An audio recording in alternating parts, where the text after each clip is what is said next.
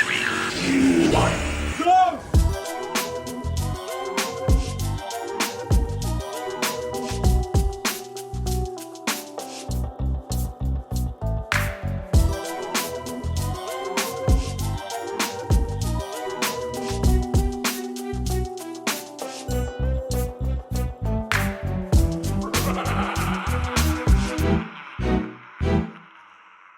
3, 2, 1, Ghost. Hey everybody, welcome to 3, 2, 1, Ghost. As always, consistently, I hope for your benefit. My name's Kyle, as always, your host with the silent G, joined by my confidant, my pal, my spooky pal. The spookiest of pals. We never really got into titles, but you're great. What's up, Natalie? How are you? How are you, co-host? I'm great. I could just be co-host. I can lose the Natalie. I can't do titles. I've tried to come up with creative things in my head and tried them out loud. I don't know if you've ever practiced saying something out loud to see how it rolls off the tongue. Nothing feels right other than Natalie. That's who I am. Natalie, Nat, whatever you want to call me. Spooky BFF. Great. Let's do it. I do hope Wicked Witch of the West Coast makes its comeback at some point. It might. Because I did think that was very cute. I do love it. But when I say it, it's a tongue twister for me. And you said it perfectly. Wicked Witch of the West Coast. There you go. Look at that. No, we'll see if it makes a comeback. We'll see. Hey everybody, welcome to 3, 2, 1, Ghost. It's we're moving in the winter months, right? San Diego, it's probably finally falling below 80, maybe. We'll see. Sure. We'll say that. It's sure. So a crisp 75. It's a time to be with friends and family, right? And also we're getting into the colder seasons, so let's just start, let's start the month off with a bang with a family film. I think if anything, I was gonna say you're gonna call it a family film, huh? And also a family film, Ari Aster's 2018 film Hereditary, by the way. And I think maybe not necessarily temperature cold, but God, this movie has no brevity or has no levity whatsoever. This is such a humorless, cold, unforgiving, fuck you, kick you while you're down, and just hold you there and just leave you and just say fuck you. This movie is not necessarily horrifying as it is just exhausting. Just like a long week at work and finding out that you forgot one thing that you still have to do that's going to keep you late, or just I don't know, it's all the other things that just think of all the things that just exhaust you so much in your life. And man, the 2 hours through this movie felt very I think that's the best word, is exhausting. But enough of me. Let me toss it over to you. What are your thoughts on this? Initial thoughts. I'm so glad that you described it as exhausting, because I didn't expect that coming from you. Because that's how this movie felt to me. And I know that we briefly touched on it when we talked about Midsummer, I believe, because we were talking about elevated horror, and we were talking about when I went into that movie and I saw it for the first time in the theater, I didn't love it initially. And as I've watched it, and each watch, I feel like my appreciation has grown for it more, even though I have a lot of issues with the characters. And what I'm starting to think, and I'll try to stay calm, I'm going to try not to lose my head. Is that about this? That was intentional. Sorry, everybody. But this one, maybe Ari Aster, the way that he writes characters just isn't for me. I don't know what it is. I have a personal bias towards Toni Collette, which I think we both do. And also I called her a national treasure because I always forget that she's Australian. So she's an international treasure. Let's Let's give her that title. She's a national and international treasure. Um, but I will say, just right off the bat, I think this movie is a good movie. I do acknowledge that it is a good movie. I think the acting is great. I think it's very well done. I think it has its moments of being really fun and spooky. But at the same time, I also think this movie is very overrated. And I think it has so much hype. There's just so many people like that they absolutely fucking love this movie.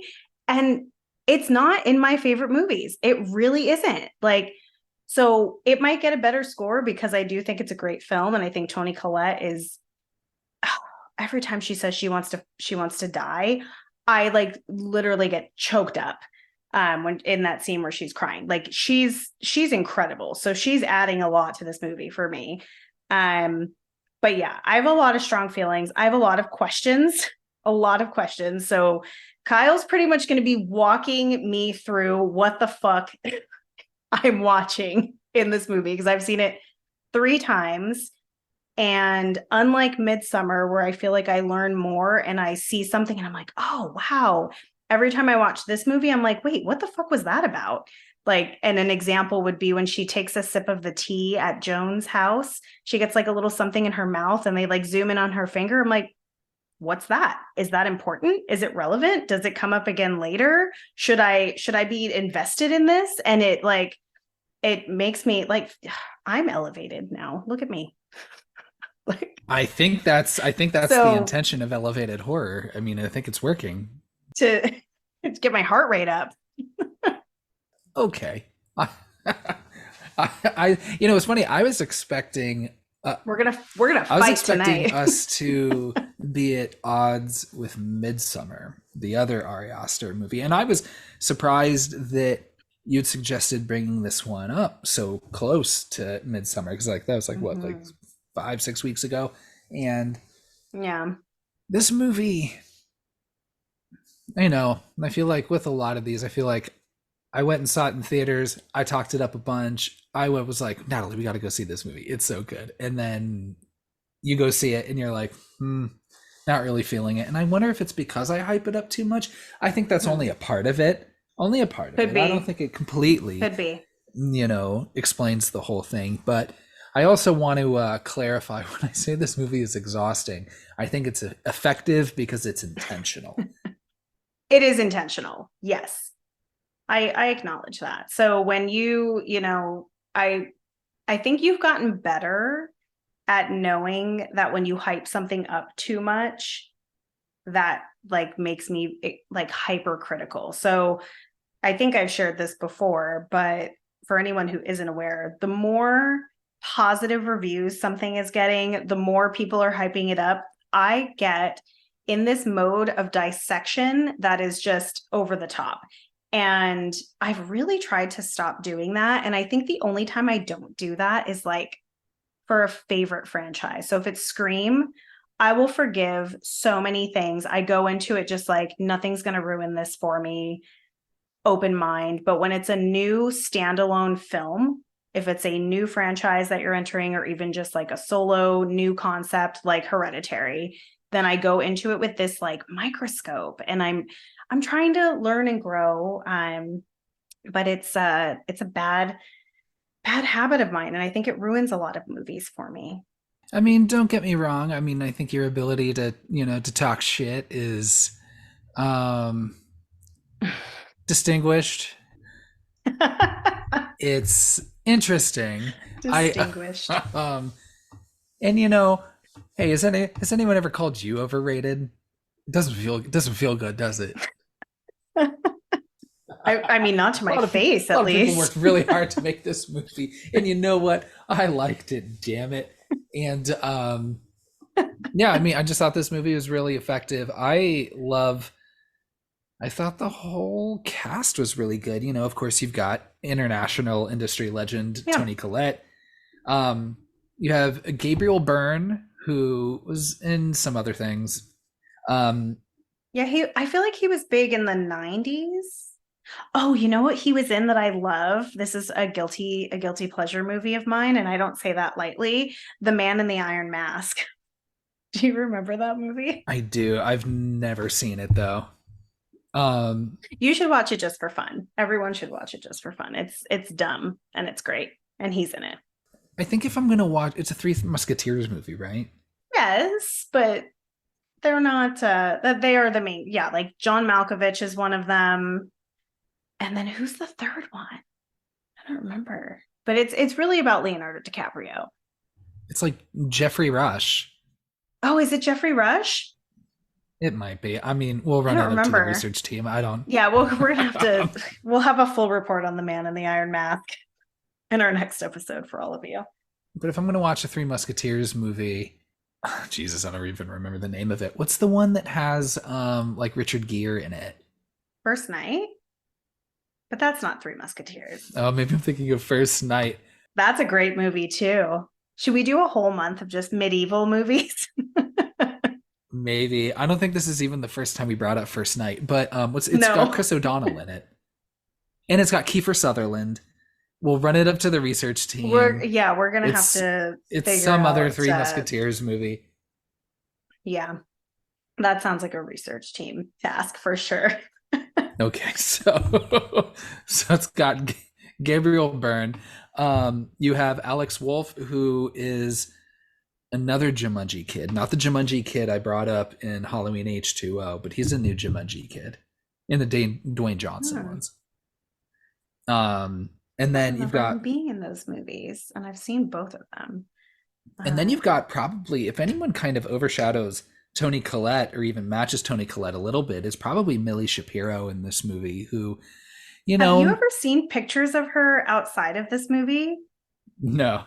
I've never seen her like just looking like her normal self. I've only seen her as this character, and I have a lot to say about the character of Charlie. Um, but she is so like she's kind of like a little bit punk rock, like in some of her more like recent photos. Like she's really cute. Like, and when I say cute, like I feel like she looks like a doll to me. Like I don't know, like a cute little punk rock like doll. I don't know how old she actually is. She's supposed to be 13 in this movie, but I didn't look up her actual age. But yeah, she's delightful. Of our famous Millies, how would you compare her against Bobby Brown or Vanilli? You were saving that, right? I would say pretty highly. Sorry if I left out Pretty any. highly. No. I'd say so. Um, Goodness gracious. and then you've got Ann Dowd, who plays Joan, who, I mean, The MVP of this movie. I fucking love Joan. Joan's my favorite part. I'm gonna just say that right off the bat. most Love recently Joan. she's in that new David Gordon Green Exorcist movie, which Oh, I she haven't seen. is. What else is she in? Because her face is so familiar, but I couldn't place her, and I didn't do a lot of cast research for this one because I had so much to say about the movie. So I kept it light.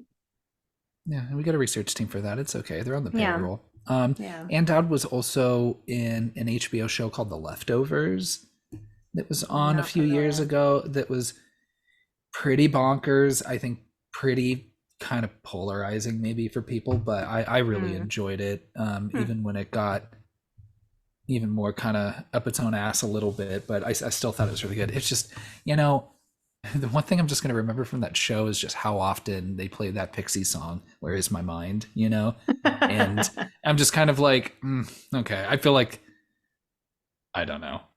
That song's fine. don't And they it's play also, that a lot in Malignant? Like every dramatic scene that happens, that song like kicks in. I think I geez, do think it's they? that song. I don't know if it's quite at the rate as that last Robert Pattinson Batman, where like I felt like every other scene they just started playing that Nirvana song, Something in the Way, just over and over, and it's just to remind you of just like, look how dark this Batman is. The shit's in drop D. That's how fucking dark he is, and it's Oh my whatever. gosh. But yeah, this movie, like I said, it's. I don't think it starts with the fuck you punch to the throat like Midsummer does.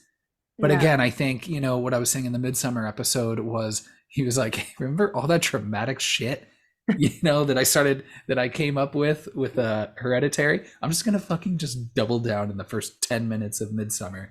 And but this movie does start, with an in memoriam, and with a Hmm. funeral. The elevated horror, right? It's all about, trauma. It's all about, this movie, it's, Hmm. when I'm reading about the themes of this movie, it talks about, trauma, talking about, mental illness. Even Hmm. though, I don't know, I don't think it really like says all the things it needs to, or all the appropriate things about that. But and for me, I'm just here for a good demonic possession cult situation, which is great. Well, I think the interesting thing for me that I picked up on a lot so the first time I watched this movie, I watched it at home by myself. Then I watched it again on the airplane. And then this third of the way through, I kind of was doing more like time markers to see if I was like how off base I was. Because when I had originally talked about this movie and I'd only seen it once, I didn't remember a lot of the horror elements in it. And I was like, okay, there's more spooky stuff than I originally gave it credit for. But in this third watch, remembering all the spooky stuff, I was like, oh, but it doesn't happen until an hour into the film. So you've got half a drama, half a horror film. So you're setting the stage for a really long time, which is fine.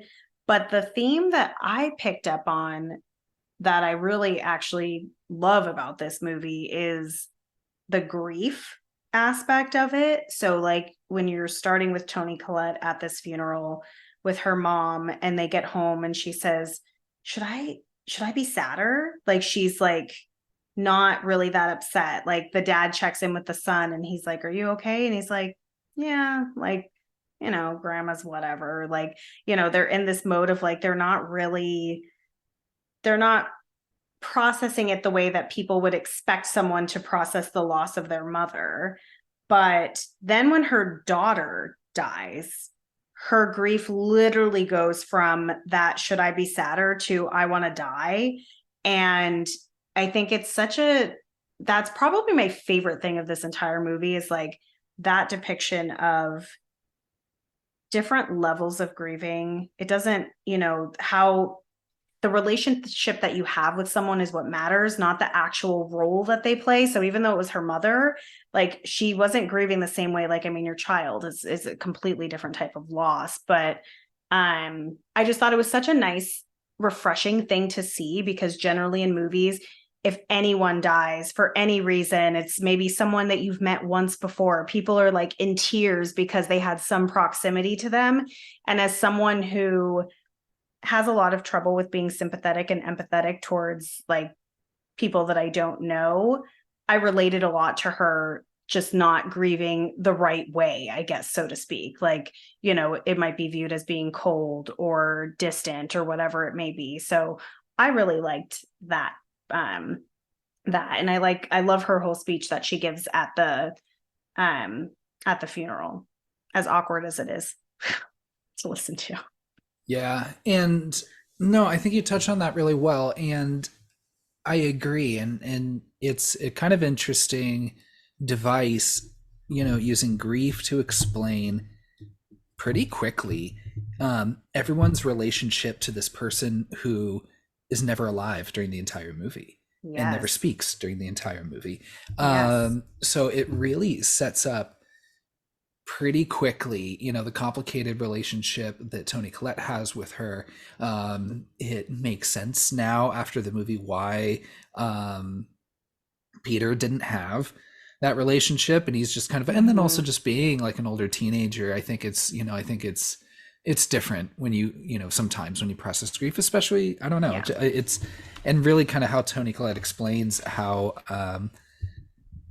how inconsistent her mother's relationship was with the rest of the family. But then you Mm-hmm. see how the daughter's name, what's her name again? I'm Charlie. sorry, Charlie. I'm sorry, and Mm-hmm. how and how Charlie feels about it, and then you just know, like, again, explains like how close that connection was, and then you find out Yeah. like, oh, it's because she's literally the fucking incarnation of Payman, the fucking Yeah, demon king. she is yeah. I think they do a really good way too of not like hand fisting the, what is it, hand feeding, hand fisted, I don't know, that information to you, like the way that they have that moment in the bed where she's like, hey, how are you doing, and like she's saying, you were always grandma's favorite, like trying to make her feel better, but also storytelling, like even like the knowing like where the trajectory of the plot goes, like her saying like she wouldn't even let me feed you sometimes, I'm like, oh, I don't like that, what was she feeding her? Like that's a weird, that's being a mom. I will tell you right now, there's nobody that's like, oh, I'll feed him, it's fine, like you stop. I would be like, no, fuck you. Like that's my job, calm down. So that was, I really liked yeah, how they deliver that. So that was great. I think also too, I mean, I think you can speak on this better than I can, and I'm certainly happy to invite you to. Um, I mean, gosh, throughout horror, from everything from Psycho to Rosemary's Baby, to this. I mean, gosh, even in Scream, the mother was a character who never spoke. Talking about Yeah, Maureen Prescott, and yeah. and what this movie says about motherhood. I think the way in which she shares, well, doesn't share Peter with her own mother, and then also, and then I think she was saying even like the guilt, of that is like why she invited her a little more in with Charlie. Mm-hmm. I don't know. I just thought it was interesting, and then later even, when she shares like after sleepwalking, when she blurts out that she never wanted to be Peter's mother, and it's like, Oh, I don't know. I don't. Oh, and then sharing that she tried to have a miscarriage as well. but that wasn't her dream though, right? That was a nightmare. You're right. Yeah, that was in her dream. But Yeah. I guess it's a challenge. I mean, I appreciate that even in the confines of like a horror, in the context of a horror movie, I don't know. I think sharing probably some very real feelings about, especially when it Mm-hmm. comes to like, postpartum depression, and Mm-hmm. even just the pressures of people, to become parents and mothers, Mm-hmm. and it doesn't mean that she doesn't love Peter or Charlie, right? Mm-hmm. Um, but I don't know.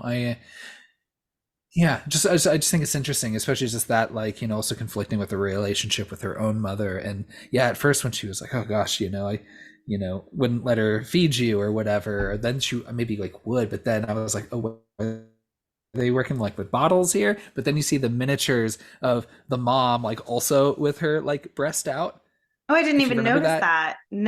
Oh No. yeah. Oh yeah, so like Damn, they I were was offering. really trying to pay close attention to those miniatures because they are very creepy.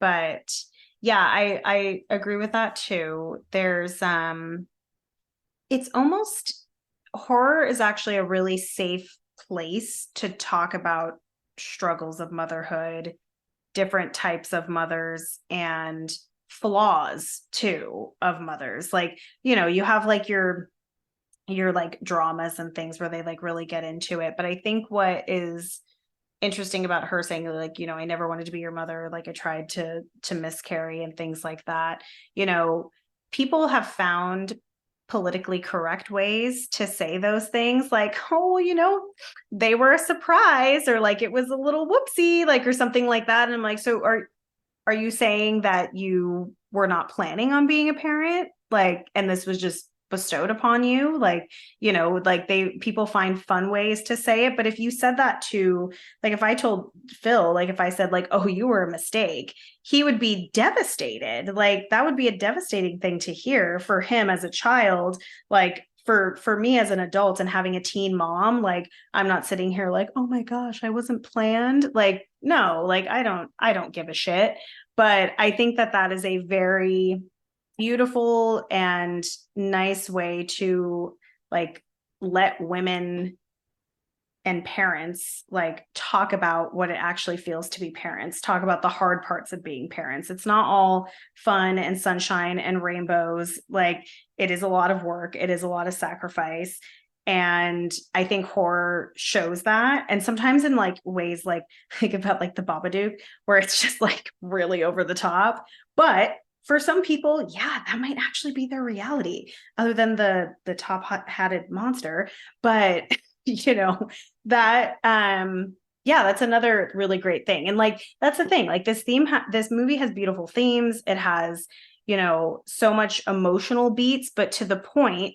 Again, like, this is where I also grade things on a scale of like, am I watching a horror movie, or am I meant to like feel like I'm invested in this family and feeling like in a more emotional state? And for me, that exhaustion that comes from like the dramatic aspects is a lot, like, and it takes away from the scarier parts of the movie for me. Like, it doesn't add to it being a horror movie, but it definitely has a really strong and well executed message for that, like the emotional aspects of it. The horror aspects are where I get confused, honestly.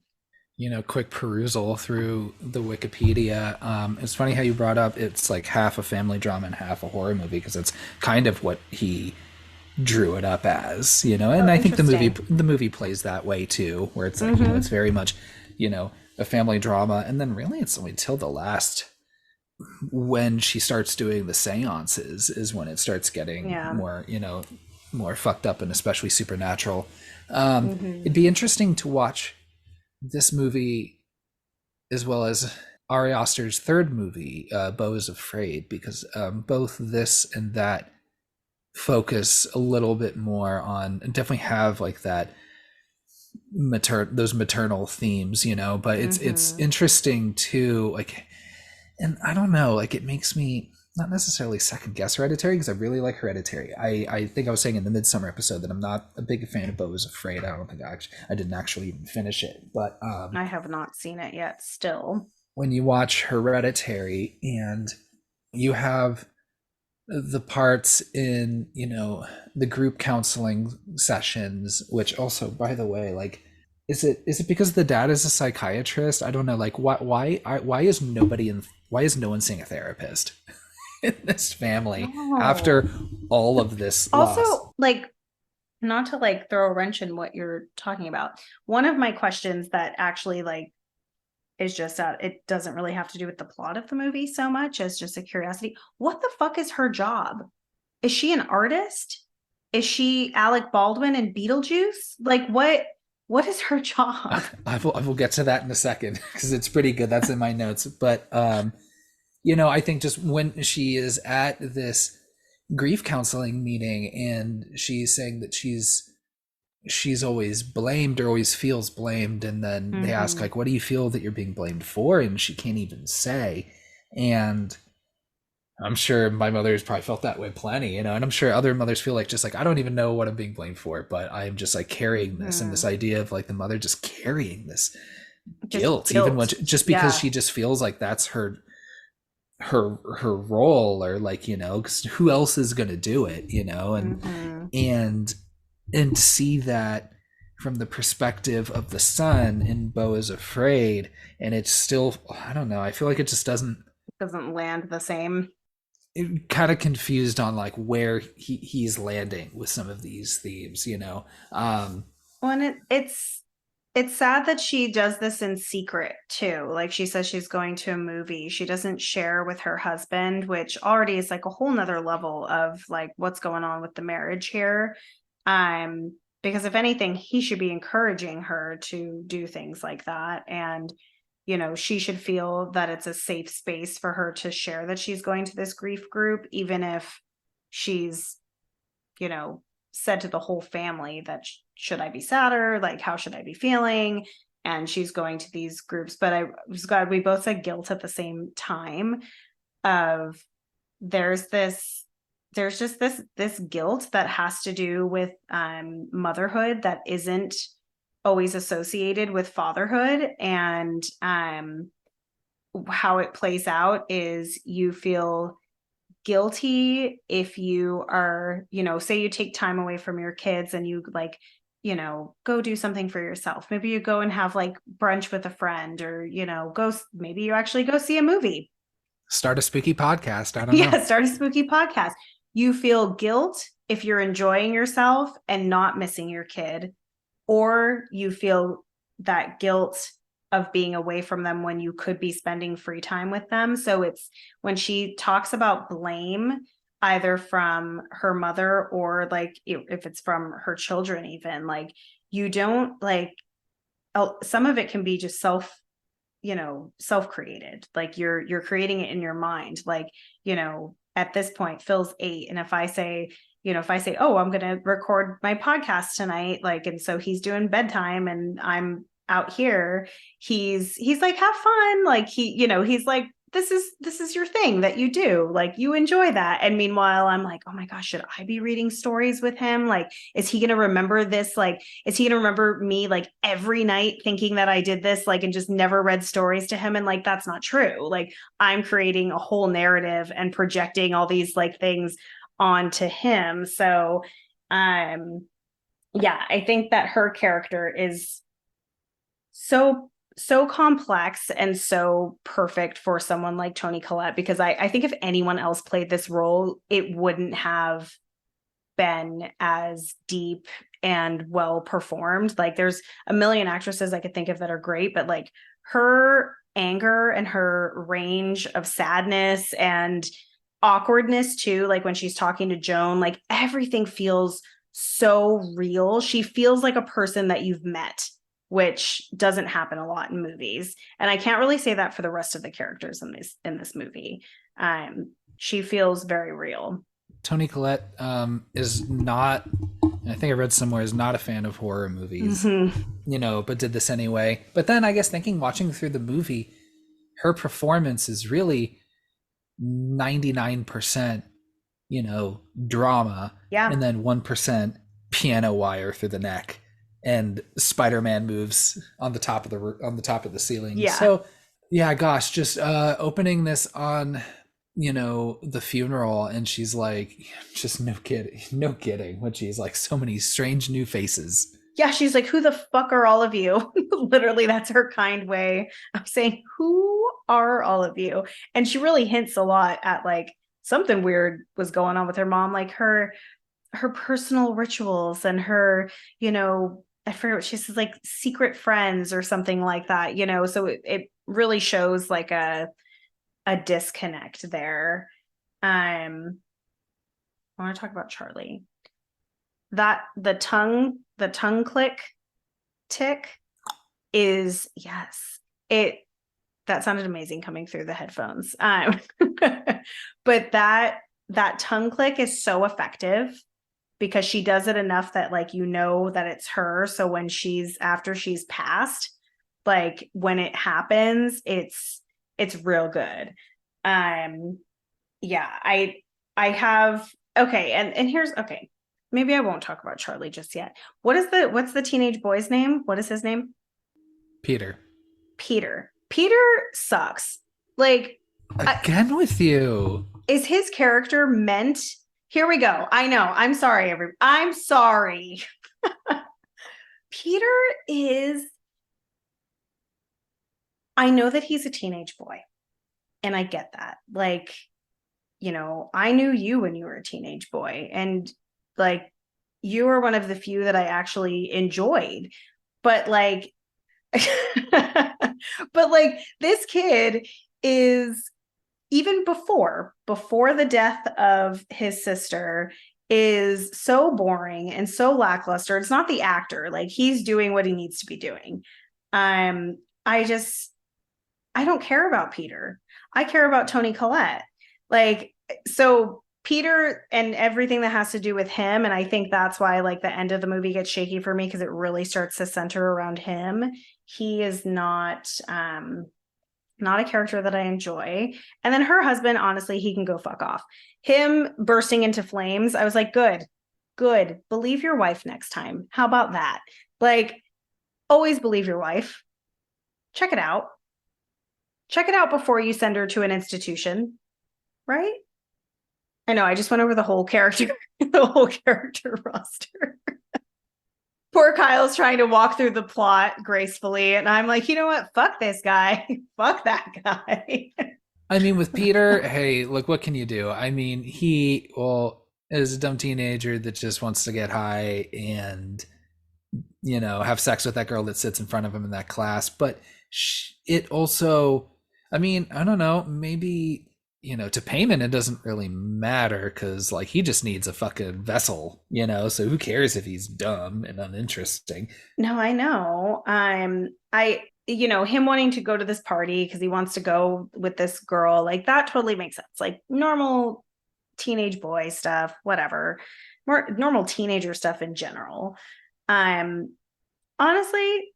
the one thing that Toni Collette does wrong in this movie for me is the, like, even with all the rituals and everything, like I can get past that for grief, but like, why are you going to send your 13-year-old daughter to a high school party with your son? That's just bad choices. Like, that feels weird to me. I didn't understand why that would be a choice. Well, like, is it just to keep Peter under wraps? yeah, I mean, I think so, a little bit. I mean, and then also just how, she talks about it a little bit after the, talking about the paint thinner incident and how they just are always at odds, always arguing over something stupid and always making everything confrontational. And one thing I kind of noticed, from the outset of the movie, I don't know if it's intentional or not, but I think seems a little gendered in the way that how the dad talks to Charlie. Like, it's always like, at the treehouse, like, what are you doing up here? Or they get inside from the funeral. It's like, take off your shoes. It's always like a very just quick, he's just ordering her He closes the book too. Like, he closes her book when she's drawing at the funeral, which clearly is a coping mechanism for her. Right. And even when she's eating the chocolate, he's just always just like, what are you doing? What are you doing? Does that have, Yeah, is there nuts in that? Yeah. Even though also, by the way, like, who just eats like whole ass, like, just Hershey bars? I'm so glad that thank you for saying that so that I didn't have to be the asshole again. I was thinking the same thing. And the way she eats them, she just breaks off a whole ass chunk. Like, I eat my fair share of sweets, but like Hershey just bars? regular Hershey bars, like that shit's like, and they do come in contact with nuts on the back of the packaging. Any chocolate really that you eat, like, you'll see like this may have been in a factory that came in contact with nuts. So she needs to be more careful. I'm surprised if her allergy is that severe that her parents are just letting her just munch on chocolate bars, or maybe she does it in secret. She was doing it right there in the open at the funeral. I don't know, but I think, but I did think it was interesting. But yeah, the way that he would talk to Charlie, but then also like when the dad would talk to Peter, it was like him checking in, like, hey, are you feeling a little sad? What's going on, man? This and this and this and this, and trying to have more of a conversation with them, and then it switches over to Toni Collette talking to Charlie, and they have their conversation of like, well, who's going to take care of me now that, grandma's gone? And that juxtaposed with, Toni Collette and Peter's relationship, which is very antagonistic. And I mean, honestly, it seems like she starts every fucking little fight. Like, it's oh, for it's sure, absolutely she does. her.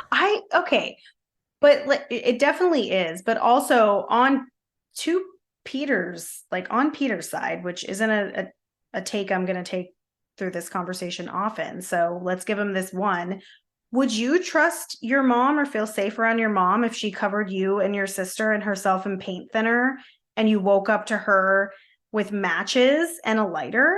I would have a lot of trust issues after an incident like that. Sleepwalking or not. I would too. And I think that's what she alludes to when she is at the counseling group the second time, or no, maybe it was the first time, when she was like, oh, I haven't done one of these since a few years ago. And she alluded to like, well, they made me go, this last time. And I think that it was, I think she was alluding to that incident, I would assume. Or if she was talking about, I didn't even make that connection.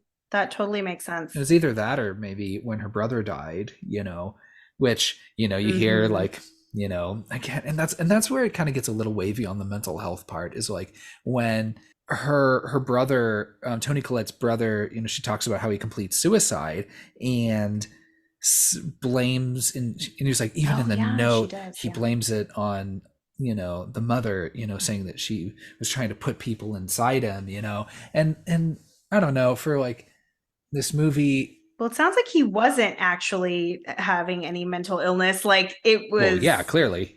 like that was really happening. Like the mom was wild. Right.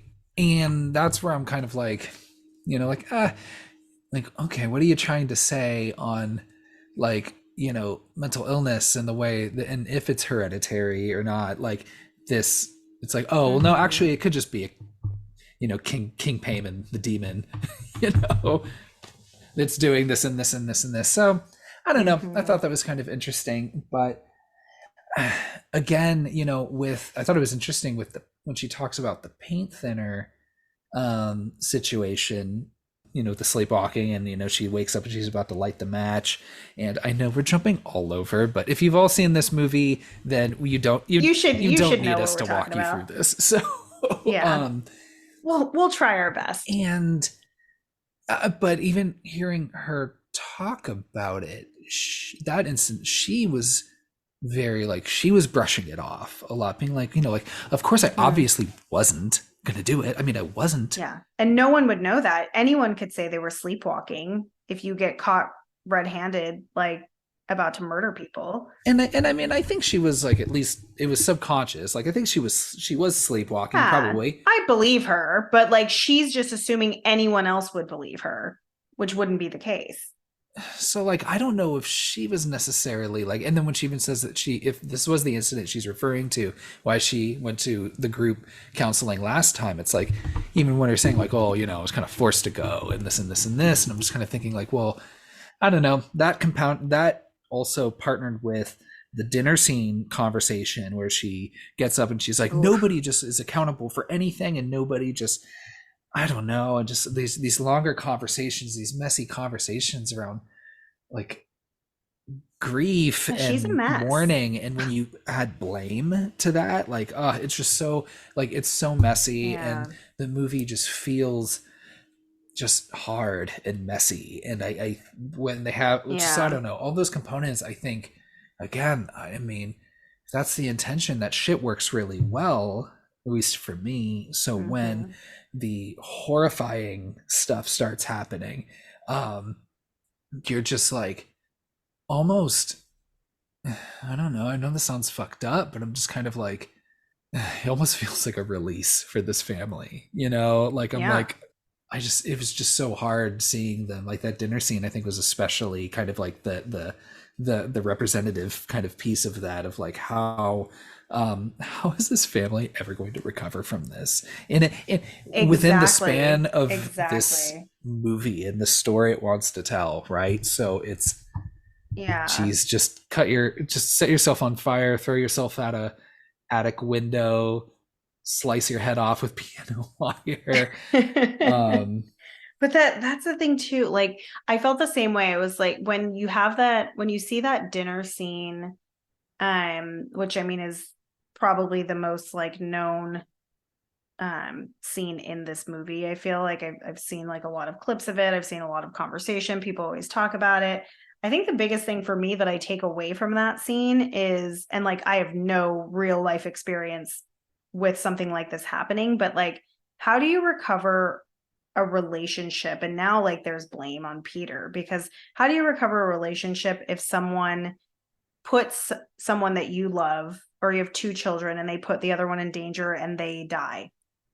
how do you how do you get past that? Like it's literally the two people, like your children, or that you love them unconditionally, but if one of them is responsible for the death of another, how conditional then is your relationship versus like the just that love, that connection that you feel? And like it doesn't feel like it can recover. And I absolutely agree, when they all are gone, then at that point you're like, okay, like the what else were they going to do? They were going to be miserable forever. Like Peter was going to have a fucked up life. Like he was going to have a fucked life after what happened. um Can we talk about chocolate cake at a high school party? Yeah, Why? sure. What was it someone's Do you not like birthday? cake? No, I love cake. I would have gone to more parties in high school had I known they had chocolate cake. Like, sure, weed's great, liquor's great, but you know it's the best? Chocolate cake. But it isn't typically at like drinking parties. Maybe that's me. But like you even see the person chopping the nuts. Like I'm like, who is this person that's baking this cake mid party? Who are they? What's their story?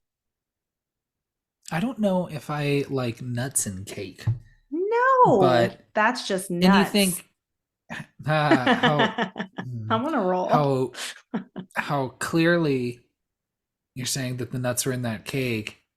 I mean, like, come on, Charlie. Yeah, I had to notice a little bit. Yeah, you didn't take one bite and notice she was shoveling that cake into her mouth. And honestly, I don't think that she would have made it to the hospital. It wasn't looking good anyway. So even if she didn't like get her head knocked off, I don't think she would have made it. She was barely breathing at that point. That was so hard. I mean, like, just watching her in the back seat, just like Oh. kicking and flailing, like trying to breathe. I mean that. Can I ask you a question that might that might also make me sound like a terrible person? Yeah, go for it. Is it it's not it's not meant to be funny when her head gets knocked off, right? No. Okay.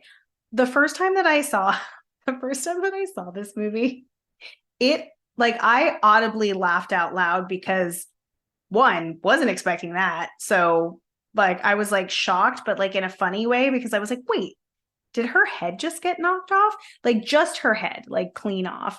So I felt like I was like, is this supposed to be funny? Because I thought it was kind of hilarious. But then I get sad because Peter, is in his just complete shock and it's terrible. But when her head initially gets knocked off, I did think it was a little funny. Hence the lose my head joke in the beginning. That was really good timing to figure out how all that would have worked, because you saw in the telephone poll earlier it has Mm-hmm. that symbol on it, the payment symbol, and And something made them crash. What was that? there was a deer in the Something. road. So they Oh, must that was a have, deer. They yeah. planted that deer, we think. And maybe, and here's what I'm thinking, buying into your theory. Were they making the cake? Exactly. That's why you never see fucking cake at teen fucking high school parties, because the Joan was fucking, in the kitchen fucking cutting it up, getting those nuts in that cake. yup. Damn. That makes this movie much better. Let's just make that our narrative. That really that brought it up a level for me. I like that, but it's, man, I don't know. Yeah, I feel like that scene's pretty harrowing. That's rough. Just the look on Peter's face, and like, what does he do? And He then he just just drives home. he just drives off and just drives home and Goes just to parks and goes bed. to bed. And you're just like, Peter. oh. And then when you hear Tony Collette in the back room, you're like, Oh oh, God. I'm gonna get some fucking, what'd she say? Like She's going to the store for something. Firewood? I don't know. lots of wood or something. And Yeah. hearing just that scream, and then it cuts into the scene you were Oh. talking about where she's just, well, and then it reminds me a little bit, gosh, of, in Midsummer, I think both Mm-hmm. movies, like, gosh, that just that outpouring of just grief, and Oh. it's so It is hard. impactful. Like the position that she's in, she's like on her hands and knees, like just rocking back and forth. That is it is rough to watch. And she plays it so well. But yeah, she says it hurts so much and like, oh my gosh, it's so brutal. Um, yeah, I definitely feel for her. Like that is that's a that's a rough one. And poor like Peter, like, oh God, the guilt that he'll be feeling and blame now is just transferring from his mom. Um, yeah, Just talking that's about pretty just great. blame and responsibility, and just how fucking just how problematic that can be when you're just tying that shit into like such a traumatic event. um he's already feeling it. I mean, yeah, he was dealt with the card of like, yeah, okay, you got your sister, you shouldn't be off, doing whatever. But also, he's just a dumb Mhm. teenager, like Yeah, ultimately. like And that, and that's why I do place the blame there on the mom, because see, I don't. sending a 13-year-old to a teenage party with your son who is less than reliable, that to me is just poor decision making. That a 13-year-old has no business. I mean, maybe he lied and said he was going somewhere else. He says he's going to a party, right? Am I wrong? And he said he's going to like a school barbecue. Oh, is that what he said? Shit. Okay, Yeah, well then that makes more it's a sense. school Okay, that barbecue. makes more sense.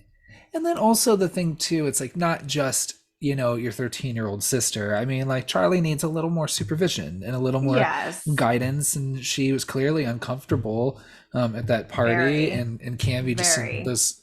I mean, even at school, like in any sort of kind of social Hmm. situation, I think she's, I don't know, but I And the don't way know. he sends her off too, like he's literally like almost treating her like a dog. He's like, "Look, cake, like go get it. Hurry. Like just stand over there." Like he's like very like dismissive of her and just runs away. Like he doesn't even make sure that she's comfortable with the situation. So like yeah, okay, I didn't realize the school barbecue thing. That totally makes sense that she would say to bring sister, but But I think she was still doing it to be like, I think she knew that there was no school barbecue. You know what I mean? Like she knew. And she no, was and like, that's and it was like her like, bring your sister. And it was like just a, and I think for that, just a like, I fuck think you it was to just, him. it was a fuck you to him. And Yeah, that's what I yeah. felt. But then also I No feel one's like, getting laid tonight. and it's also not Peter's fault because I'm like, you're a teenage boy and you are, well, it's not, it doesn't have to be a boy or whatever, but you're a teenager, you're a hormonal teenager. And you're like, okay, even Mm-hmm. with all the cards I've been dealt with this night, how can I still smoke a bowl and maybe make out with the girl I have a crush on? How can I still Yeah. make this work? And then I'm like, oh, fuck, cool, chocolate cake. Charlie, do you mind just going there, hanging out here? There's cake. That's something I know you like chocolate. Please just go do that. And you're going to be cool. And to be fair, everyone was nice. They gave her a slice of cake really easily at the party. They were You know really what? nice. You're definitely like, did you see how negative I made it and then how you like flipped that into optimism and like, okay, so fine. Let's not play the blame game, and maybe that's the point of, the story. When someone dies and an accident happens, there's going to be a chain of events that lead them to the place that they end up in, very Final Destination-esque. So how can you really blame one person? Like that can be difficult. So, but that car accident's pretty rough though. But I mean, he didn't want her head out the window. That was her. That's on her. Especially when you talk about guilt and responsibility and blame, when I mean they talk about it a little bit Mm-hmm. in the classroom where they're like, talking about the play and saying like, Mm-hmm. is it just as tragic if he has a choice or if he was fated to always end up this Mm-hmm. way? And you think about that in the context of this family where it's like, was anybody really making choices the whole time, or was this already planned to be this way the Yeah. whole time? So it's kind of like it's Oh, neither their it feels fault. like it's for sure planned. Like the Yeah. mother who's passed away and Joan fucking have been planning this before even anybody was born. Like I Yeah. think that's maybe not Tony Collette, but definitely her children. Um, and speaking of Joan, another flaw of this movie, she doesn't show up for 45 minutes. I clocked it. No, you just want more 45 Joan. minutes without Joan. You know what I like about Joan? She's another character that feels real in the beginning, but then feels like outrageous as like you figure out what's going on. But she does such a good job of building that trust. Wait, I don't even remember Tony Collette's character. I just keep calling her Tony Collette. Um, she builds so much trust with her and does such a good job of it. I'm like, did her son and grandson even really die? Like, did she just make that shit up just to get her attention? I feel like maybe that might be the case. I think so too. With Louis, Louis is the name of the grandson. I forget the name of Yeah. the son. And also, I pulled up the Wikipedia. Annie is Tony Annie, Collette's name, but yes, we're still going to keep Annie. calling her It's Tony okay. Collette. That's okay. Yeah. Um, And until Joan enters the picture, like you don't even have horror as an option. So she really brings the flavor. oh yeah, I made a note saying, "Damn, Joan, I would trust you too," but Yeah, only right? briefly. But fuck, Right? maybe not when I got to the apartment the first time. But at first, I'm just like, I don't know. You seem so nice, and she tells a good story, and fuck, you believe it. And then Yeah. also, you're just in that vulnerable spot. It's like fuck, and Hmm. then you're just And she grabs her hands like always right at the right time, like when she's storytelling. Like Joan is a master manipulator. I've got mad respect for Joan. I think she is one of my more favorite recent horror villains for sure. Um, she does such a great job. And then when she does the seance with her, like that's another way that she's like building trust because she's like, I've discovered this thing. Like, and you see the little seance invitation go through Annie's mailbox too. And I'm like, that had to have been Joan, right? Just like mhm. slipping that in there. And then when she didn't find it, she's like, well, I guess I'm gonna have to wait at the arts and crafts store because she knows what she does for work. I don't still, but she Joan knows what she does for work. So she knows she's gonna roll up at that paint store. How long do you think she waited in that parking lot pretending to load her bags in the car? I was thinking about that too, and I was watching. I was like, how long do you think she was waiting in that parking lot, being like, oh my gosh, funny What? to see you here. She was probably coming there probably every morning like that week Just waiting. because you never Yeah. know, Yeah. right? Exactly. Um, oh, as far as Toni Collette's job, Yeah, tell she me. is. Well, I Did mean, you research it or did you figure this out independently? Or did the research team actually do something? there's miniature. Like, I mean, people make miniature models and designs when you're doing, capital projects, like Yeah. do like redesigning like a new, museum or a children's Yeah. center or whatever. I mean, But hers looks very personal, like it's art because it like reflects her home in some of them. Or maybe she does both. Maybe she's doing her own personal ones and then she's doing models of hospitals and things like that. well, that's what it is that I think she has a separate project that she's supposed to be doing, but she's not, which is, Mm. you know, doing a miniature model of this building, whether it's like a school or a hospital or whatever. I forget Yeah. exactly if they even say what it But they is, but keep calling they're, it a gallery. oh, or maybe that's what it is. I don't know, or I don't know. So like So she, that's what I was confused. I was like, it seems like she's making practical things, but then it's like, oh, like the gallery. They're like, we won't judge whatever you have. And I'm like, I can see why she'd be held to a deadline, even if she was an artist and needed to do a show. it's like, when you have like, those like impossibly just non-plausible jobs in like romantic comedies, Yeah. um, I feel like horror movies, it's like, it's like, okay, if you're like a doll maker, or You a have an toy maker of some amphitheater. sort, yeah, and or just, I mean, I'm just thinking of just horrifying jobs in horror movies, and like this one, just like miniatures, especially when you're making miniatures of like your own house and people in your own house. I'd just be like, the second she makes a miniature of their own house, I'd be like, stop it, throw that away, Nope. get it. I don't want it. Absolutely not. Nope.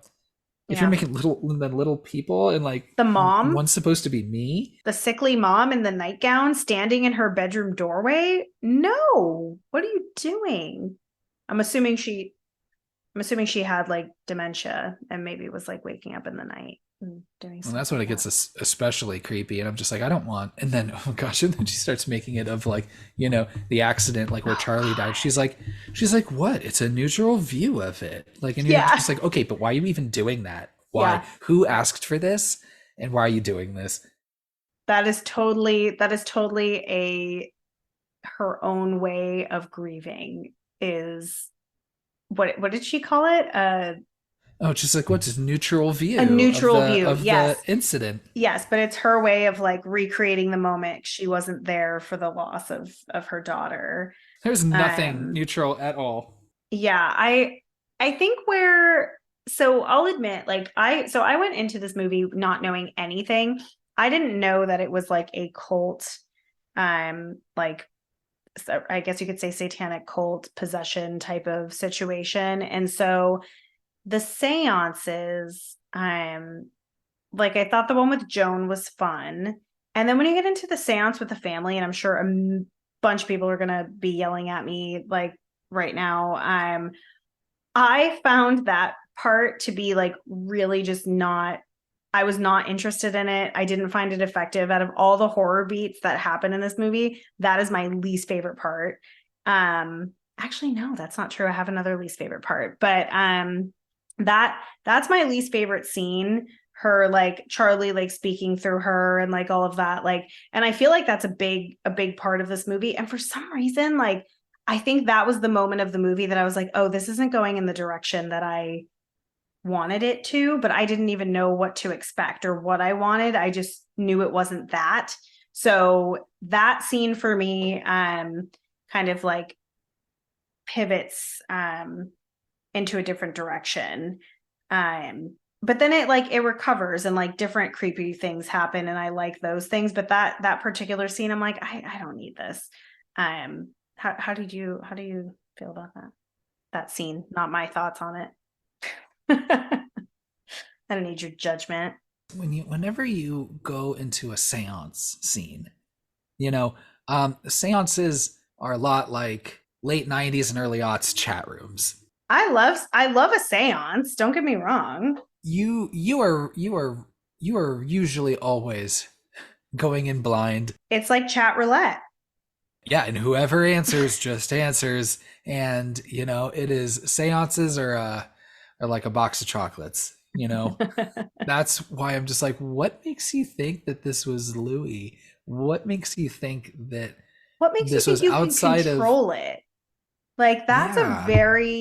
that is a very ego-driven thought process to think that you can control the outcome of a seance or speaking and communicating with the dead. And it's not even like, Joan's like, oh, I met a medium.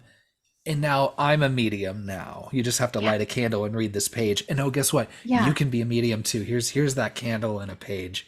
Yeah, And that's all of a suspicious. sudden, very suspicious. I'm Yeah. like, I would not fuck with any of that. That sounds terrible. So yeah, And like seances are the spiritual chat roulette. and like poor decision making on Annie again. Like did she needed both of them, I guess, to do this seance, even though she seems to have gotten some sort of result in order to drag her family downstairs. But I'm like, really? Like you're going to expose your teenage son to that? You see the fear.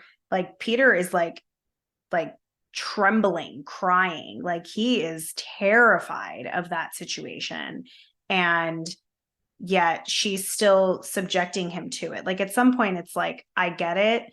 You miss your daughter, but like you have a living, breathing son that needs to be addressed. And like this, it's another sign of this family not knowing how to deal with like any of their problems in a healthy way, or like address them. So yeah, that also, oh God, that part is like just not yeah, the seance thing. I was talking about I was explaining to the children the other day what a Ouija board is because I have this Halloween decoration that says like home sweet haunted home or like welcome, and it looks like a Ouija board. And my niece asked me, she's like, what is that? Like, she's like, it looks familiar, but it's different. And I was like, oh, like it's supposed to be a Ouija board. And I'm kind of like going off of my sister-in-law's expression, like, can I explain what this is? Because Phil's been exposed to a lot of like creepy, spooky things, but she hasn't really. And she kind of gave me like a nod, like, go ahead, tell your fucking ghost stories, whatever. So I like get into it and I'm like telling her like how it works and like all of that. And she goes, but who are you talking to? Like who answers? And I was like, she's a child. She is a child and she figured it out. Who's answering? And I was like, well, that's the thing. You don't know who's going to answer. It could be anyone. Yeah. But I'm like, and by the way, she's 7. So she knew not to fuck with seances, just having learned about it. And this movie, a lot like Midsummer, takes something that's based in some cultural practices that are based in history. Mm-hmm. And like say like Payman, the demon, or was I don't know, not real, like whatever, but I mean like For some. comes is cited by some and isn't something that Ari Aster just like made up. Mm-hmm. In the movie, they that picture of him where he's like either sitting on a horse or part horse, and probably part horse, and he says he's the god of mischief, so I'm like, so he's basically kind of like the, I don't know, just like the bad demon boy version of Loki, Yeah. kind of Yeah. situation. Just the real kind of very colorful too. I guess he can only enter people during a very traumatic experience and can only exit people through decapitation. Love that. Which I'm like, that is a very very colorful way to just go about your day. It's like, well, I'm gonna just create something super fucking traumatic, like setting this woman's husband on fire in front of her, or or maybe, I guess, I mean, I think Payman was always in Charlie, so maybe, I don't know, that because Yeah, she but it even said like seems you so. didn't I cry when you think were born, but that's so. when I think Payman what like, it is, this is how I interpreted it, and this is like me again, like having a lot of questions. How my interpretation of the situation is Charlie was born with Payman like already inhabiting her body, but because she is female, he couldn't take the driver's seat. Like he couldn't actually take over. There's something about her being female that's holding Payman back. Hence the what wishing that she was a boy when she was born, because I think that transfer would have been then easier, and the control, because as soon as it's in Peter's body, or like it's Charlie in Peter's body, which is even stranger, that's another question. Like then there's that control there, and Peter is completely gone. Whereas Charlie maybe is like side by side, like she's cutting off bird heads and shit, like doing some interesting activities. And shout out to people who do taxidermy and like are collecting, dead animals. Good for you. But like, that's not what she's doing. So I'm like, what is she doing? Like, I'm like that feels a little, maybe a little demonic. well, I'm just thinking of the other movie about pushy moms and taxidermy, and it doesn't really work out for people in that one either. My understanding, or I guess I don't know, was that Charlie is Payman. Oh, it And is has her. been. Okay. Like that's so like I don't know if you ever really meet Charlie, the real Charlie, because I don't think because Payman was always inside Charlie to begin with. So like that's Okay. why when Peter is being possessed, he It's starts Charlie. he starts doing the things Charlie did because Charlie is Payman, But right? Maybe. so then if that is the case, then what the fuck is the point of having Payman in Peter's body? He wants a dick. He just because he wants a dick? If he wanted Yeah, a he dick, wants he could have just gone on chat roulette. Yeah, I know. But yeah, he wants to so he has to embody a male host, and allegedly, for him to become, earthbound and bring Okay. apart the end of times or whatever, it not only needs to be a male host but a male within the grandma's bloodline.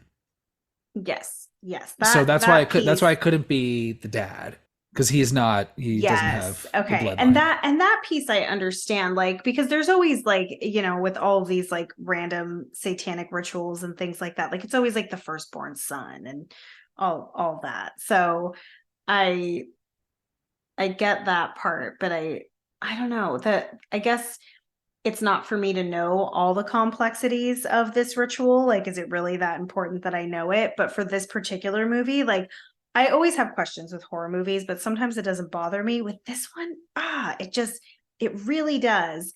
And then the other thing that, okay, so like going back a little bit, the scene in the classroom, which is cringy, where Peter, he hears the sound, and then he's like, presumably Charlie's there in his body at that point, right? Because then he starts like slamming his face into the desk, which it's so hard to watch. But that piece I didn't understand either. I'm like, so do we not need the whole ritual for her to end up being in his body? Like, what's happening there? Well, I mean, I think at this point, is remember before this, he was sitting outside at one of the benches during, I guess, a lunch period, and you have Joan just from across the street just Fucking yelling Joan. at him, and yelling, and she's conjuring to get, now that Charlie's dead, Payman's just kind of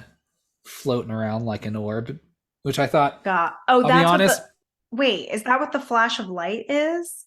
yeah, that's Payman. But Charlie sees it too before she's dead in her bedroom. Because that was my other question. What is that glimmer of light? I'd assume that's Payman, because when Peter jumps out of the attic window and then he falls and you think he's dead, which I think he is dead for a second maybe, but then Payman, like, then the light comes and then lands on his back and then he wakes up and then he's full Charlie / Payman. I'm not here. So I'm like, why? I'm like, so why would she say? I'm like, you wrote this movie. Tell me why, Kyle. Yeah. Yeah, I'm not here to explain all of it, but I think that's my general understanding of it, is because he does start taking on some of the, he does the thing, before he like fully becomes, but I think that's because, you have people like pushing to like take over Peter, and you're making things just more and more just traumatic and awful for him as possible to fully take over, and I think that makes sense, because when you're talking about Toni Collette or Annie's brother, it's not like he was born with Payman being a part of him. I think that or at least my guess would be that the grandma got into this cult after the grandfather died, which they bring up just very briefly, right? Yeah. And that makes sense. These traumatic losses, that's how people, we talked about it with The Invitation, we talked about it with Midsummer, like, that is what brings people to these sorts of things. And I think where people can be very vulnerable and manipulated. But I don't know, in the grandma's case, like, I love all those pictures of like the parties they were having, and when she's in the dress and they're showering her with all the things, like, this is great. That I have that written in my notes too, because there's two really amazing things again about Joan, but also this photo album. So you've got Annie, who runs over to Joan's apartment and is like banging on the door. But when she first goes over there, there's that mat that she that has her name on it. And she's like, oh, my mom used to make things like this. And it's like, clearly her mom actually did make Joan's mat. But I'm like, how immediate bold, red flag. How fucking bold of Joan. She's like, you know what? I'm just going to leave that shit out. That's what I'm going to do. I'm going to fuck with her a little bit. Like, cheers to you, Joan. Cheers to you, an MVP.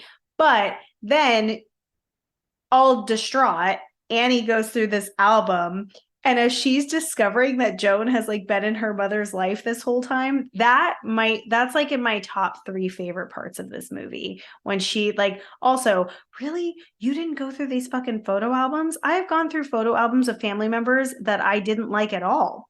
Like, just because I'm like, what's going on here? What's your story? Like, I love a photo album.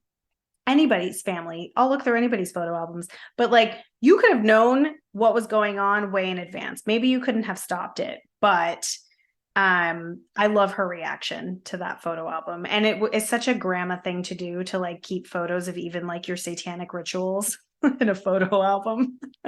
Well, again, it kind of speaks to, again, not, maybe not necessarily about, the context of Peter, but the context of Annie, where it's like, when they're talking about the play in the classroom, where it's like, the tragedy is that like all of the warning signs were there the whole time, and you still, and that's the idea. It's like, well, did he choose that, or was it fate?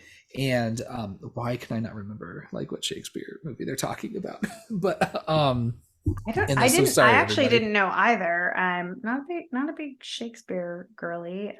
But yeah, I didn't know what play they were talking about either. But they foreshadow quite well with all of that. And I don't think that I caught on to that until the second watch. But how do you feel about again, pretty early on, the dad gets a call that the body's been desecrated, and not just desecrated, straight up exhumed and pulled out and stolen. and he chooses not to tell his wife. Yeah. What are your feelings on that? Because I actually kind of support him in that decision. It's okay. It's tough because there's a very fine line between protecting someone from upsetting news and knowing that they don't need that right now. Like, it's like, okay, we know, like, because that was after the loss of Charlie already, right? That happens. Yeah. So if that was after that, he's like, does she really need to know that her fucking mother's body was exhumed? Like, so there's this like protection level, but then to what end are you eventually going to tell her and she's not going to be furious that you didn't say anything? So like, I would hope that no matter what type of mental state that I'm in, that my husband would give me the courtesy to feel what I'm going to feel and go through what I'm going to go through and be honest with me. So like, I don't think he's the worst person in the world for keeping it from her, but if that were me, I'd be pissed that I didn't know, especially like, I mean, we find out that that body has just been up hanging out in the attic. So that adds another level of complexity to it, because if he would have just said that, then maybe she would have thought more like, what's going on? I'm glad he got the phone call, because I'm thinking Yeah. like, who else was going to handle that with a straight face? And I do kind of, applaud him a little bit. He tries through this. We just try, like, I think his idea of dealing with grief maybe is just trying to be that, just like, Being the rock. solid, solemn, yeah, be the rock, Mhm. calming presence or whatever. And I think if so shortly after the death of like an in-law, I and got that call, Mhm. I'd be like, let me get more details on this before I Exactly. bring it to the larger group. But I will eventually, and I would say within a few days. Well, and that's the thing. But I I'd be think like, it let me go to says, the graveyard. Let me go doesn't it have say the that they're conversation. investigating it either in the email or by phone? Like they say that there's like further investigation going on. So maybe that's what his intention was. Like he's like, Both, yeah. should I maybe learn more? Like it could just be a stupid prank. Like, like I don't know who's digging up bodies as pranks, but It's not as common as I thought it might be. I tried Googling around to see how many bodies are stolen out of graveyards each year, ooh, how many? and I couldn't find it. There's no stat for that, So, huh? It probably yeah, flies pretty under the radar. we'll Like run it there, up to the research team. We'll like ask them. if you were a We'll get back to cemetery, y'all. if you were a cemetery and you're like trying to keep a good business going, like are you really going to want to publicly announce that people are just stealing bodies left and right from your cemetery? I would just put that dirt right back and just be like, oh, who's gonna know? Who's gonna know? They're better off just thinking everything's fine. Think of all the gravekeepers padding those stats. I hear that. So, so it's hard to ever know, really. Yeah. But So in that case, if I were the cemetery, or like, the, what do they call them? The people who, like the groundskeeper. If I were like the groundskeeper, I'd be like, ooh, I'm just gonna just throw that dirt back in there and nobody's gonna know the wiser, and somebody just ran off with that body. It's all good. Yeah, keep my job. would you take that job? Because there's some where like there's like a living like a living on site, grave keeper, cemetery keeper, manager, or whatever. That They exist. there's like usually like a house in the middle, and then they live in that house, and they just keep an eye out on shit, and just kind of manage the cemetery. That would be, it'd be a tough call. Because you couldn't have a family living in a house like that. Like I don't know. Like Yeah.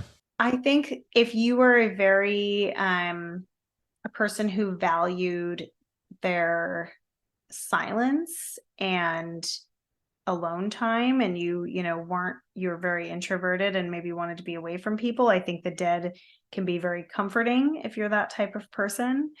And I don't find cemeteries scary. I think cemeteries are actually very beautiful. So at night, maybe by myself, I might think it's a little bit scary just from all the movies that I've watched. But I personally have never had any type of encounter that's made me feel like I shouldn't be safe in a cemetery. So I think the hardest part of that would be seeing grieving people all the time. That would be hard. People visiting graves, crying, you know, some people just hang out at their loved ones' graves and like eat lunch and like feel like they have presence with them. So, and also just the thought of a bunch of bodies underneath you is kind of weird. So to answer your question, no, I would not take that job. Would you? In a different life. In a Yeah. different life. I think that'd be pretty chill. Okay, speaking of bodies, this is totally off topic, but because we were speaking of dead bodies underneath us. Okay, so there is a park in San Diego. I don't remember what park it is, but I'm sure if you gave it a quick Google, you could find it. In which it was built on top of an old graveyard. So they just, it's old enough of a graveyard that apparently nobody, maybe no living relatives care. But it exists. And I remember I was at like a children's birthday party, and the dad of the kid that we were there to celebrate was like, "Hey, did you know that this park was built on top of a graveyard?" And I was like, "Don't fuck with me. Don't don't say that if you don't mean it." And I looked it up and I was like, "Oh shit, this is real." So kind of a weird thing. I you know, I'd be pissed by one of those ghosts yeah. around children all the time. Oh, playing?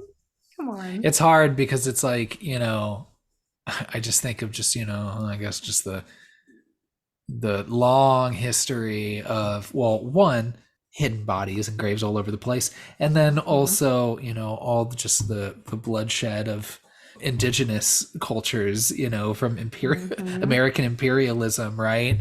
Or European imperialism, any of it. Like, I'm like, I think there's probably a non-zero chance we are always over the grave of somebody, of something. And so so maybe it's, yeah. And I mean, how much, I mean, over time, you're gonna have to phase out graveyards and cemeteries because we're gonna run out of space. Like there are a lot of people on this earth and they're all gonna die at some point. So I mean, I guess at some point you just gotta find the really old graves that nobody's gonna be up in arms about and just be like, well, let's just pave that and build a housing track on top of it and see if we can get some poltergeist happening.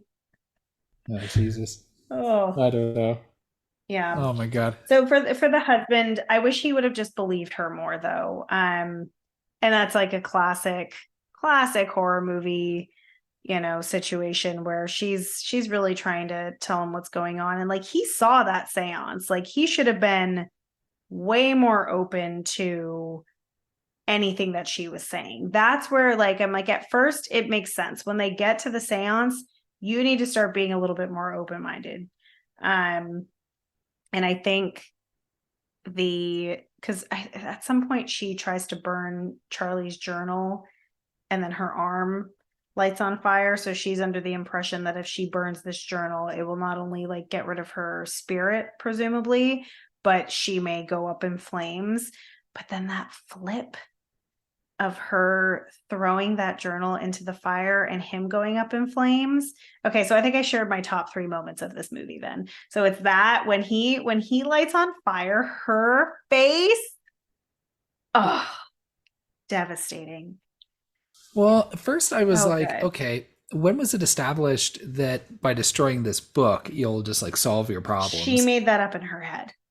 Right. And then also the idea of, I did think it was a fun twist where, she tries to set the book on fire, her sleeve catches on fire. So she sees that connection. But even still, she's like willing to be like, hey, I need you to throw this in the fire. Like she knows very well that he will die. And she's like, so I need you to do this. And she's encouraging him to do it. She's thinking she would die, not him. No, I think she's thinking that, I don't know. I think she's maybe just whoever throws it in there. But maybe she was thinking that she was going to, and she was like, you just got to do it. Oh, is that what it is? That you have to be the one, you're the one who throws it in, and that's what lights you on fire? maybe I don't make the rules. And even then, Payman changes it pretty immediately. It doesn't matter because he's like, look, I'm just going to set on fire whoever the fuck I want to set on fire. And so she throws it in, and then he catches on I fire. love that. And then you see that change, right? When Payman takes her, Yeah, takes her over her. face changes real So good. quick. So, okay. And then She's this so is, good. so like we go from that high. So that's like a high for Mhm. me on that part. And then as soon as she's like crawling on the walls, I feel like I'm in a different movie.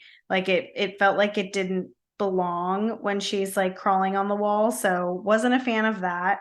But that being said, the piano wire situation cutting off her own head is pretty fantastic. That was really great.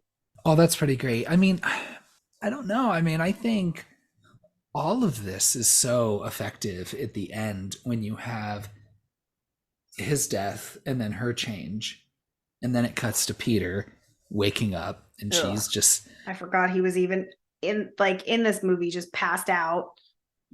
well, I mean, he did fucking just smash his face multiple times. Yeah. So he's at home, he's resting, but like, she's fucking spooky Spider-Man mode, hanging out like, connected to the ceilings and shit. And Spooky Spider-Man. with all the people you see, or with some of the people you see at the beginning, at the, that one creepy ass dude who was like just giving, Charlie that weird, creepy grin and stare from the very beginning, when they were looking at the casket. Oh, He shows that's up who that naked. guy is. I was wondering why Mhm. I was like, who's that dude smiling in the background? He was at the beginning, and he was making that same fucking smile at the beginning. So I remembered him from the beginning. I didn't realize he was the same person as the end. I like the bodies that are moving around without heads too. That's really fun. Yeah, that's fun. But that's the thing. Like the whole like end and climax is very up and down for me. I think it's just win after win. I think most people would agree with you. I absolutely agree with that. There's something underwhelming about it. Like I was expecting something like way more intricate and deep because I was so confused throughout the whole movie, 3 watches into it. But it actually is quite simple. Like it's a satanic cult that is trying to get a demon to be in this person's body. And it happens to be all about getting it into the character that I least enjoy in the movie. So seeing him meet his demise, I'm just like, good riddance. Fuck you, Peter. Like, enjoy your new demon possession. Like, there you have it. I don't think he will either. I think he's dead. And then that weird statue. Ari Aster apparently loves statues made of dead bodies that like are very ornate and arts and crafty. That must have been what Joan was picking up from the store. I think so too. I don't know. I guess I just thought it was all super effective. I mean, I think once you get to that point where you're just like, how is this family ever going to resolve any of this? This will take years and years and years of lifetimes. And if that, you couldn't resolve any of that shit in lifetimes. And then you get to this point where, it's like, then you have, Annie chasing Peter through the house. Mm-hmm. He goes up the attic where it was established earlier that the fucking headless, blackened body of the grandma's. Oh, and then she's missing, right?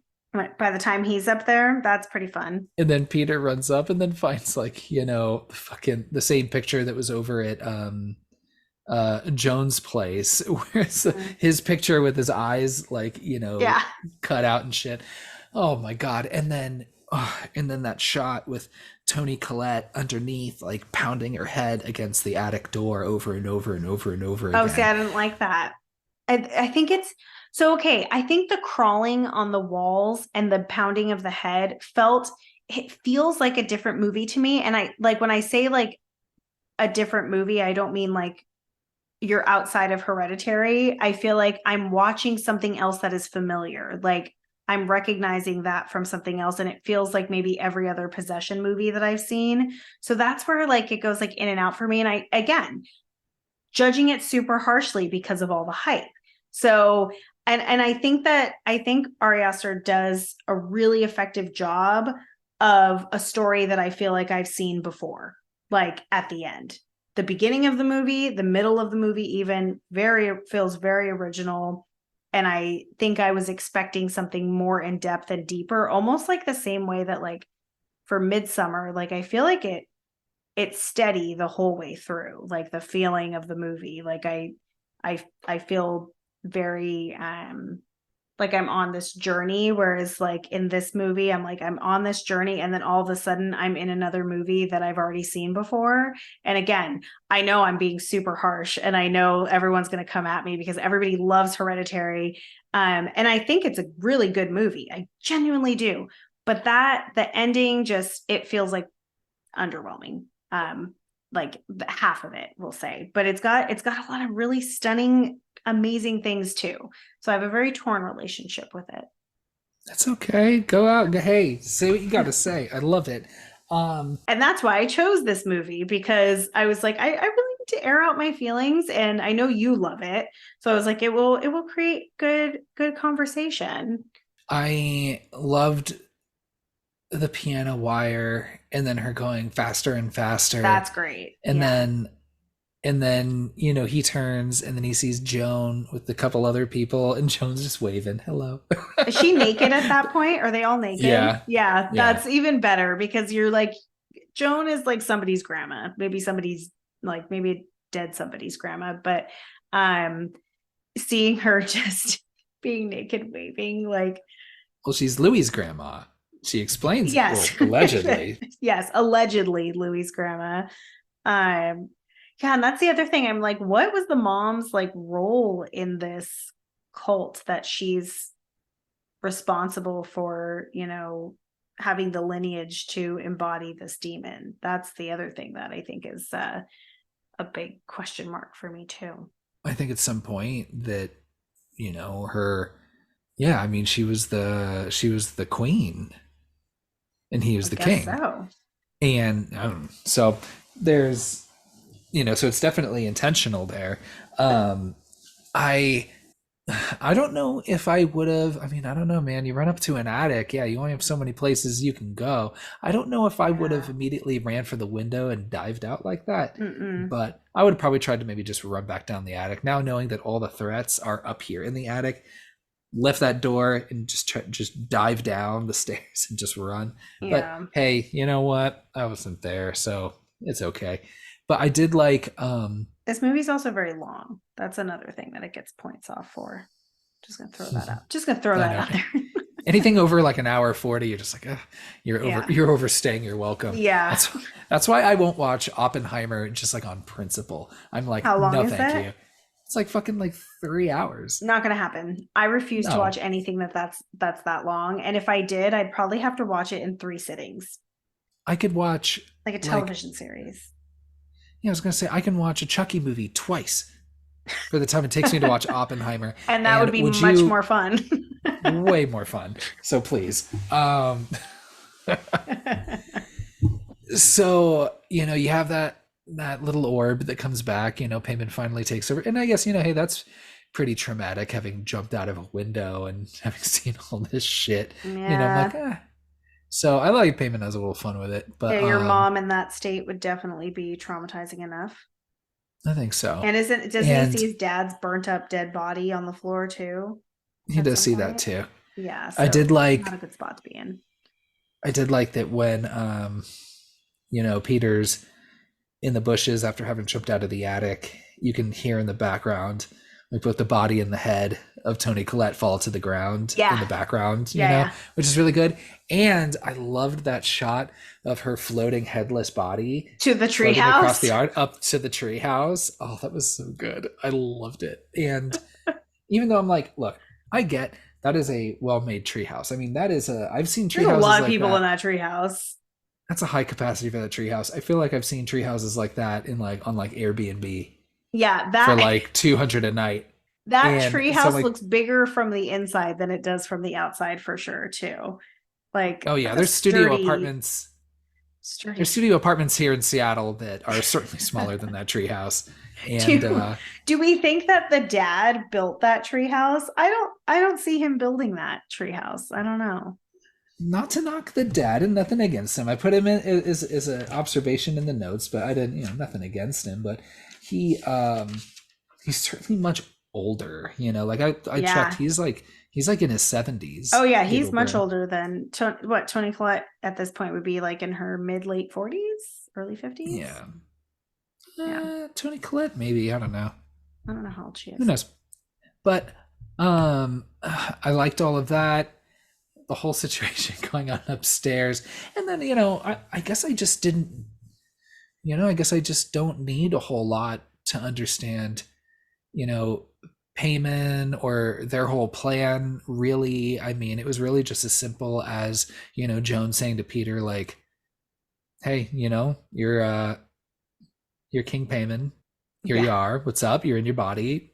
Welcome. Now that, and I think they mentioned that something about, like, the Trinity is dead or gone or whatever, or not hmm a problem anymore. So like we're just ready just to take over the earth and just fucking just get going. Well, and that's the thing. Like, I Um, don't need to know their whole agenda. Like, I don't need all that.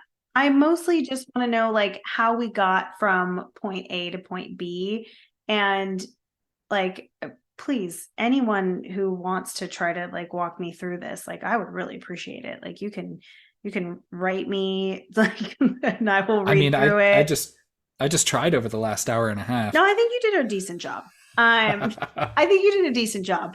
I still just like I don't know. There's something, and maybe it's also because this movie has low rewatchability for me because of the runtime and because of all the exhaustion. I may never find the answers, and I'm okay with that. I really am. And I would recommend this movie to most anyone who likes horror because I think it's a crowd pleaser. But um for me it's fine. Like it is a good movie, it's fine. I don't need to watch it. That's why I it took me 5 years to get to a second watch. So when I watched it the second time I actually didn't really remember much then, like it was like the head falling off and then the outcome of Payman being possessing Peter. So that was all I really remembered. Everything in between, I was like, oh, this is all fresh and new for me again. So yeah, I hadn't rewatched it in a while, so I felt like if I didn't revisit it and I went out of my way to revisit Midsummer, that like there was a difference between the two. And like I don't like to compare movies from like writer directors in that way, but the reason why I do is because I didn't like Midsummer as much as I thought I would my first watch, and then it grew on me, and it my appreciation grew for it. And maybe that will happen with this movie over time. Who knows? Maybe. I don't know. I won't keep my hopes up. Yeah, don't hold your breath. So, you know, I don't know. We didn't go in order by any means necessary, but we kind of landed the plane a little bit. We're here. I think so. Um, Before we get into the boost scores, anything else you wanna, anything else you want to touch base on? Anything else you want to cover? Yes, two things. One is, again, I would recommend this movie to anyone. I think it's fun. I think this movie would be fun for me to watch with someone else who's never seen it. So that would be where I think I would rewatch it. That would be a more fun way to watch it. And even like and he can correct me if I'm wrong, but cousin Vinny, who's come up a couple times and was my another horror movie buddy, he hadn't watched this movie until this year. So he had never seen it, and he texted me and was like, it was good. And I was like, oh, I'm so curious to hear his thoughts on this, because maybe because I had talked so much shit and was like, this is overrated, that he was like, it was fine. Like I think he felt like I was being too harsh. So, which is fine. Because I can't love everything. Okay. I can't love everything. And and that's okay. I mean, you can, yet you choose not to. You I choose will to not. you I choose you will choose to be a not. troll about it, and that's okay. But that's the thing. I acknowledge this is a good movie. I think all the acting is amazing. Even the actors or the characters that I don't like, I think that the acting is so great. But again, Joan, Chef's kiss. We love her. Yeah, Um, Joan's good. I think you'd like her in The Leftovers, but it is a what is it? Is it it's a a bit of a watch. drama? Yeah. Okay. I only watch dramas as television shows. I refuse to watch movies that are dramas anymore because it's very, I don't know, like I feel like I need time to like build a relationship with characters in order to like really feel it. If it's just straight up drama, for some reason horror works differently for me. All the movies that I watch are only horror, by the way, everyone. Well, horror, horror is kind of famously built upon some of the ideas that you don't have to care about a lot of these characters because True. they just become fodder pretty Yeah, quickly. they're just for to pad the body count for sure. Do you I'm happy to share my boost score first. I think it's gonna be the more boring one. I had a second thing. That was only one. Okay. That whole speech was only one thing. So Here I've oh, you yeah, go ahead. slow down. The second thing is the taglines. There's only two, but the tagline, one of these taglines really might even add half a boo for this movie for me. Maybe not. We'll see. Ooh. The first one, excuse me. The first one is evil runs in the family. Does it? Yeah, though? I mean, that one's the one that's not so great. okay. This one I think is great. Maybe I'm hyping it up too much. Every family tree hides a secret. Works two ways because it's like the tree house, right? Every family tree. Oh, okay. Oh, yeah. Like, sorry. Here, treehouse way over my hides head. a secret. I thought it was Love it. fun. I was like, that's great. Like, because they end up in that treehouse. Literally, yeah, the family tree. Yeah, Yeah. I like that. So I thought that was a fun one. I don't know. I liked it because I think if I saw that on a movie poster, I'd be like, meh, whatever. But then after watching the movie, I'd say, okay, family tree, got it. Okay, cute, like it, love it. all right. Now we can do our boo scores. I can't wait to hear what your boo score is because I think I know I'm so boring, and I'm always the more positive one. No, I mean this movie was really effective for me when I watched it. I think I probably would have given it a 5 when I saw it the first time in that first year after watching it. That's high praise. High praise. I've settled down a bit, and then also wanted to bring to the attention that just I know it's just hard because it's so common in horror movies. We just have another fucking dead dog. God damn it! Every There's single a dead time. dog in this one too. Yeah, well, they only show the dog like pretty quickly, and he's like barking at Peter in the hallway at one point, and then the door shuts on him, and then when Peter jumps out of the attic and gets up as payment and is everyone's going to the treehouse, there's a quick shot of the dog lying there dead. At least this one was my pick and not yours because you've been picking most of the ones with the dog death. I know. So does it help at all that it was off screen and you don't hear like the yelp sound that some movies do? To like that always makes it worse. But the problem is that like there was no reason for that dog to be dead other than like, so you didn't see that dog going out of its way to like let him find a new family that's less fucked up. Yeah. I don't know. So I didn't even notice the dog off to the side. Maybe they needed him for the ritual. I'm calling a quick audible. I was going to give it a 4. I'm going to give it a 3.5, a really strong 3.5. I like this movie a lot, but I think that, again, not to compare. I know we were talking about comparing, different films from writer directors, but like, I mean, I think. Oh, you didn't want to score it higher than Midsummer? Because Midsummer is. Yeah, Midsummer is a stronger movie overall. I mean, like you have Toni Collette's performance is absolute fucking masterclass in this shit, and yeah, she's incredible on everything. And I will watch things with Toni Collette in it just because just the goodwill from not only this movie but I mean, I talked about how much I liked her in that remake of Fright Night. She kicks ass in that too. So she's got some horror cred. And of course, like Knives Out, maybe a little more recently, even that was a couple years ago now. Yeah. But she's Knives Out. Dude, she's so good. Yeah.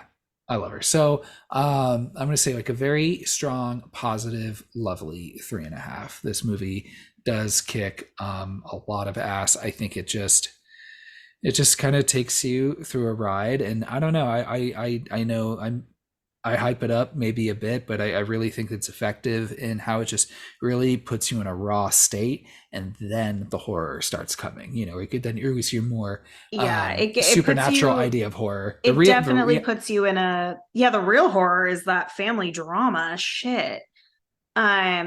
But yeah, it puts you in a really vulnerable state. I agree. And like you said, um, this is not a movie that I would ever like if someone was asking like, "Oh, do you think Hereditary is good?" Like I'd say, "Oh, you should watch it for sure."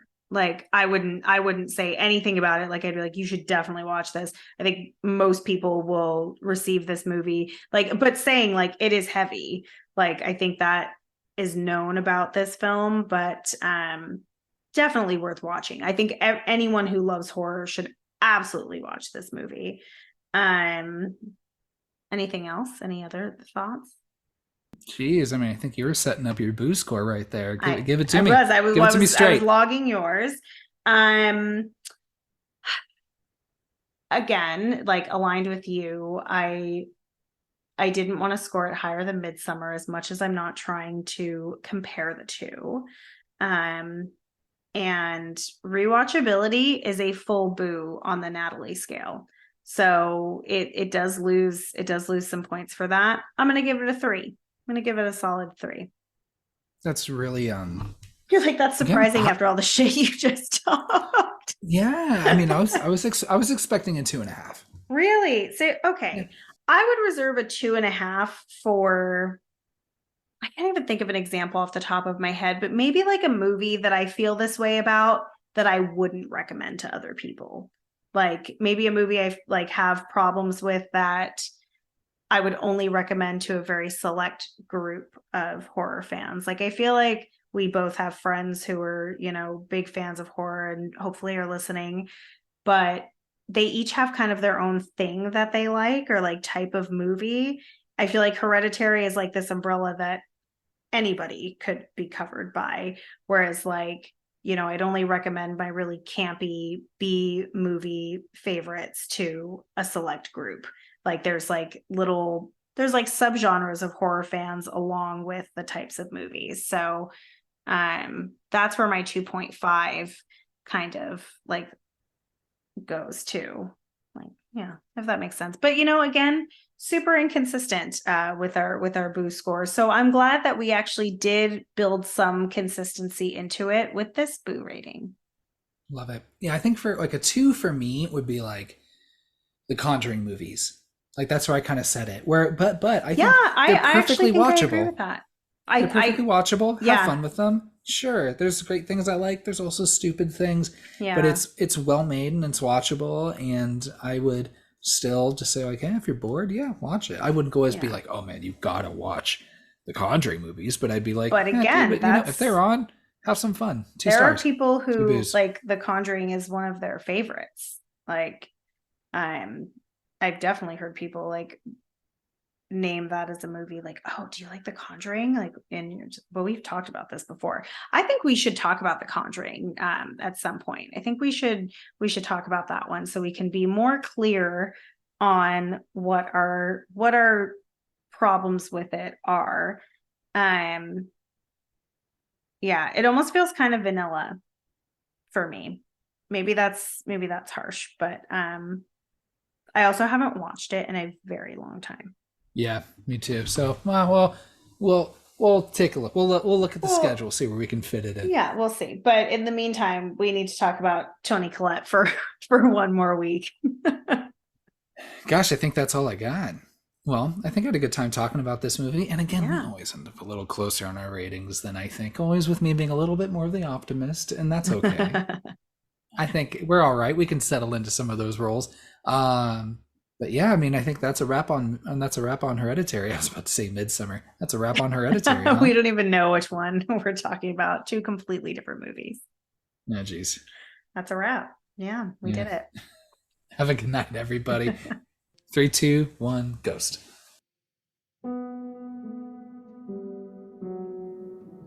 Thanks for listening to our episode on Hereditary.